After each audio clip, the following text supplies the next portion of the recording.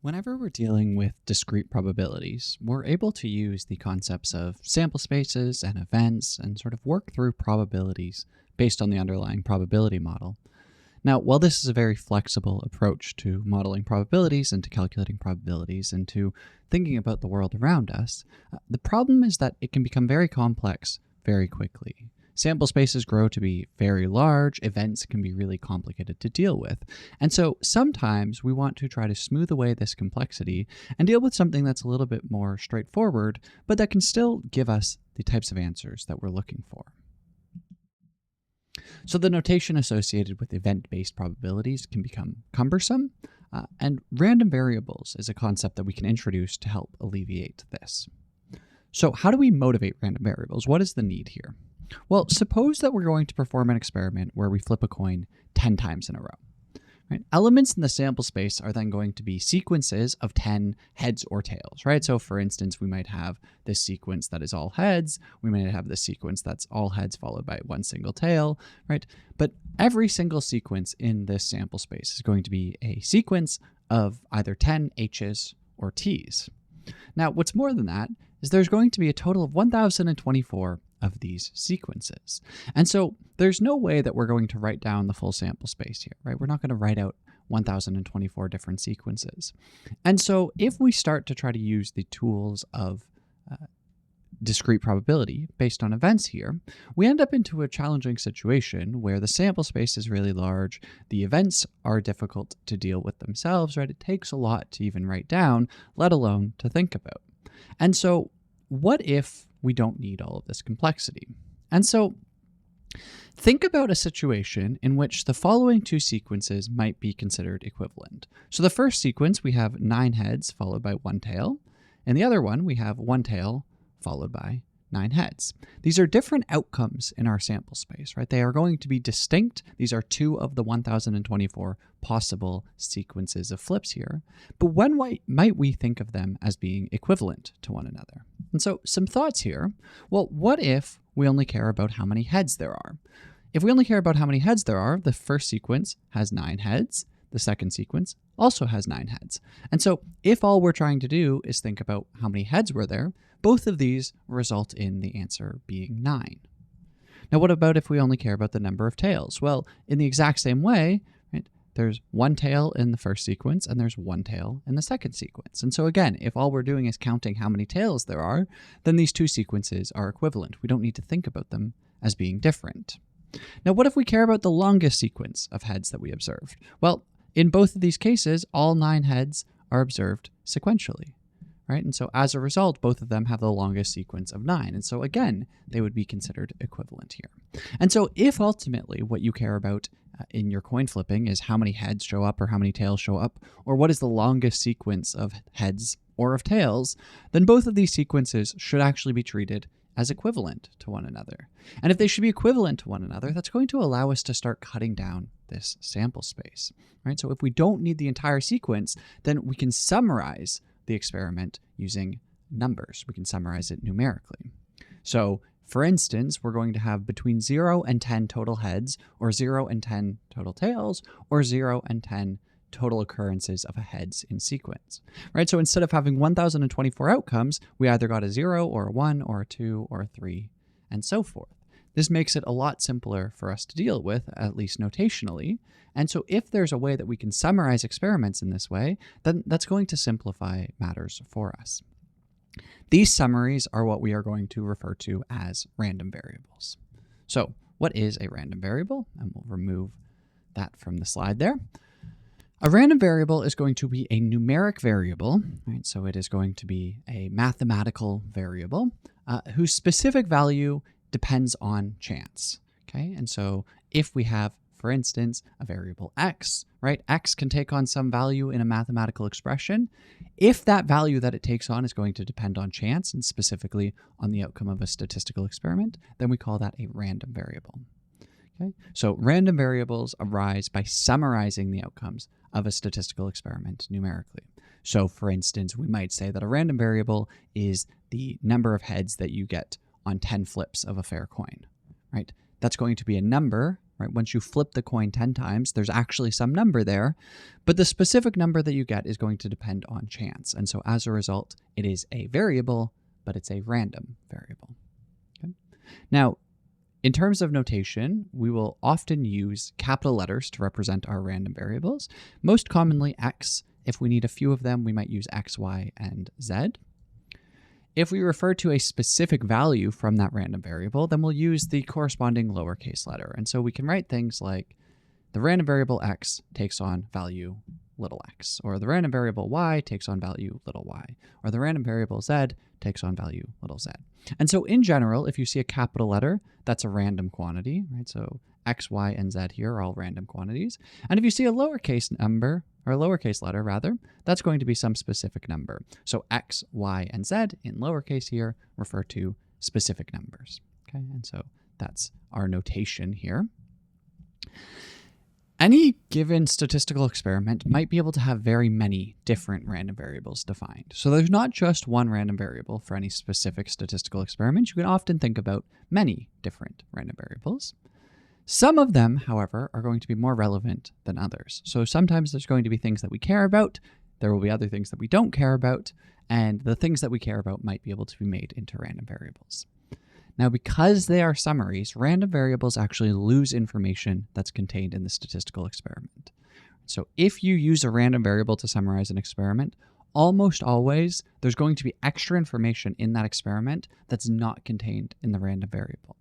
Okay, and so for instance, if we're thinking about those 10 flips of a coin again, right, and we just count up how many heads and how many tails there are, right, then the information that we're going to lose is what position did the heads occur at, or what position did the tails occur at, right? If you just know that there are 8 heads, you don't know if the first toss was a head or not. Whereas if you saw what outcome you got from the statistical experiment, then you would have that information. Now, often we're not going to care that we lose information since there's only some information that we care about anyways, right? So we might not actually care about whether the first toss was a head or not.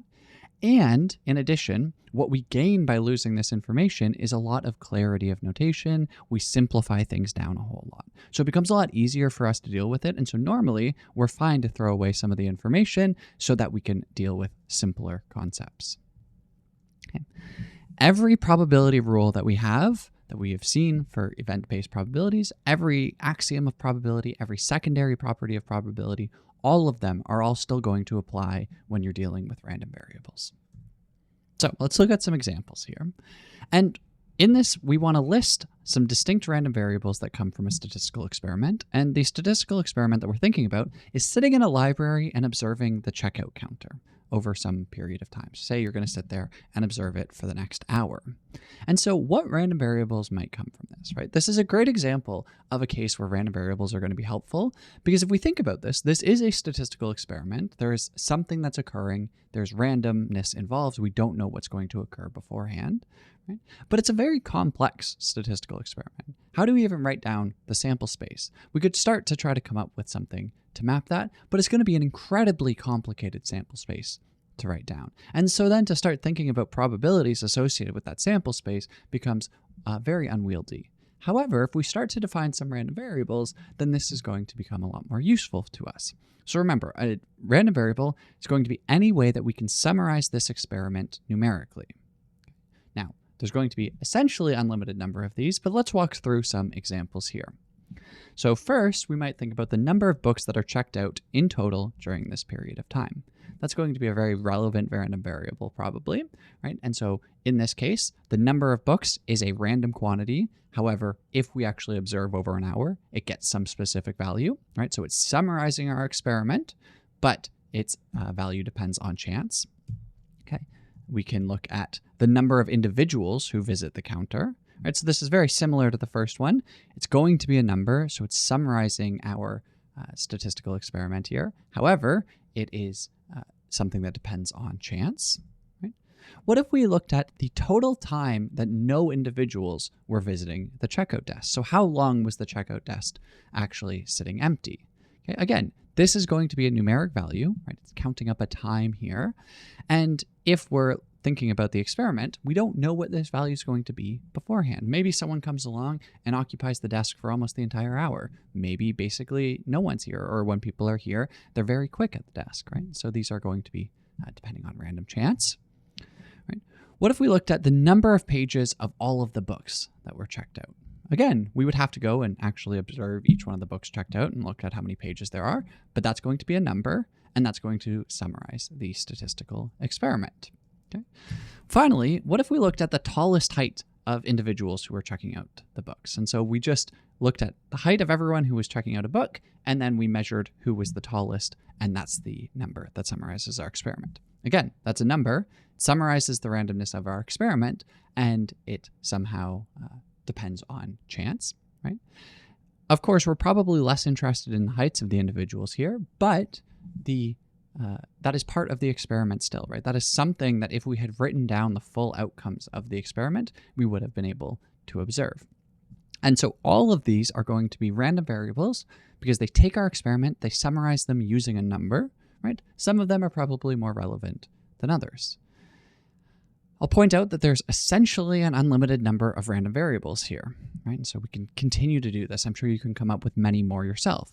The question that we really care about is, what do we care about to summarize from our random variables?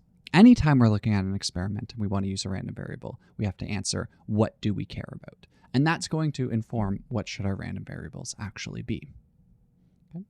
So let's think about using random variables a little bit. X is going to be a random variable representing the sum of two dice when we roll it. Okay?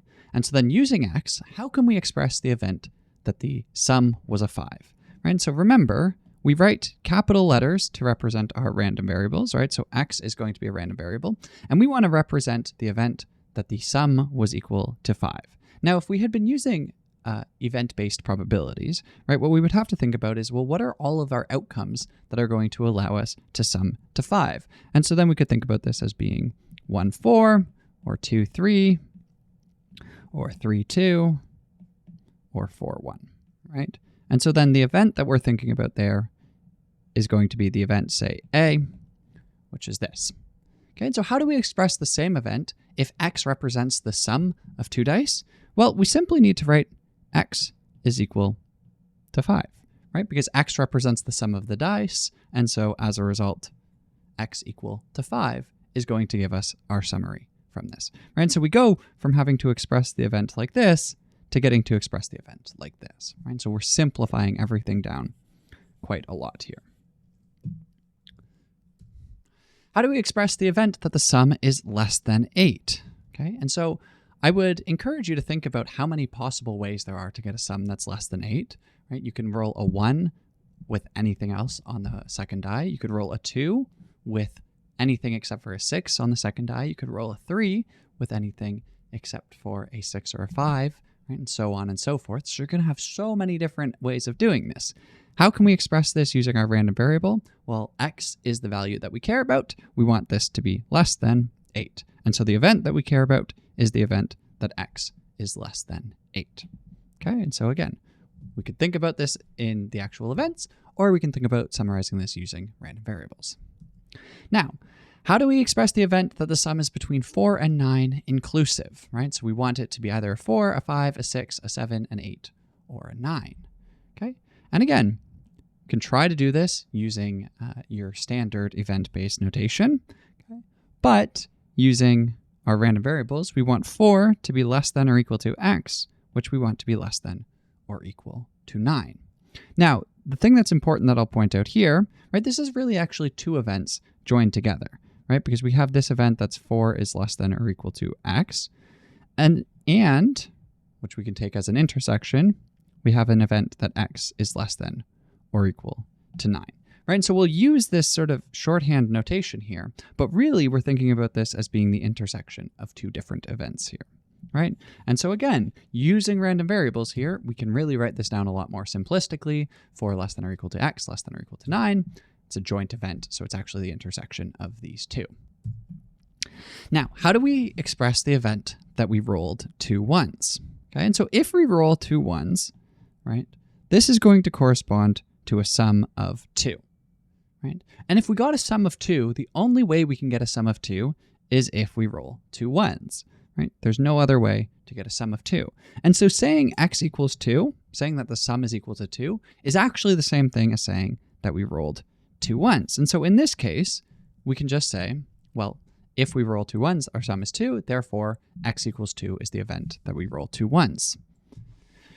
Now, how do we express the event that we rolled 2 4s? Okay, and so if we were to roll 2 4s, that's going to give us a sum of 8, right? And so you might think x equals 8, but what if we roll a 3 and a 5 or a 2 and a 6, right? Those all give us sums of 8. And so, in fact, there is no way for us to express the event that we rolled 2 4s using x. Okay, and so if all we have is x, then we lose some information, right? If we deal with this using event-based probabilities, then we can express the event we roll 2 4s. It's easy enough to express. However, if we're using just the random variable x here, we lose the ability to express that event, right? And so random variables are useful to us because they give us all of these sort of major simplifications, right? Each one of these events is greatly simplified. However, we run into issues if we want to express certain events. Okay, and so we have to be careful that the random variables we're choosing are actually capturing the complexity that we want in our statistical experiments. Okay, so how do we go about moving from event-based probabilities to random variables? Well, with event-based probabilities, we have some sample space, and with random variables, we're going to have sort of the equivalent notion, except we refer to this as the domain. And so if S here with script is going to be the set of all possible outcomes, then x, script x here, is going to be the set of all possible values that a random variable can take on. With event-based probabilities, we express events as subsets of the outcomes, right? And so we'll take members of S to be our events. With random variables, we're going to use numerical comparators normally. We're still technically taking subsets of our domain. However, we're almost always going to be saying x is equal to something, or x is greater than or equal to, or x is less than or equal to, or x is greater than or less than, or some combination of these, right? And so we're able to express events using just these sort of comparison operators here. Okay. With event-based probabilities, sets can contain objects of any type. However, if we're dealing with random variables, all of our quantities are numeric, right? So we cannot use non-numeric random variables. There always has to be some mapping to the numbers. Okay. Otherwise, everything else still applies. All of our axioms of probability still apply. Our secondary properties of probability apply. If you need to take complements or you need to take unions, all of those are approached in exactly the same way. We just are sort of updating our notation, updating our concepts to simplify matters a little bit. Okay. So random variables provide a mechanism for numerically summarizing the outcomes of a statistical experiment. And what we're doing here is we're trading information. We lose a little bit of information, but we get a lot of simplicity out of it. And so almost always when you're working with probabilities, it's going to be simpler to define a random variable that's of interest and just use the random variable rather than trying to work with the entire sample space across the experiment.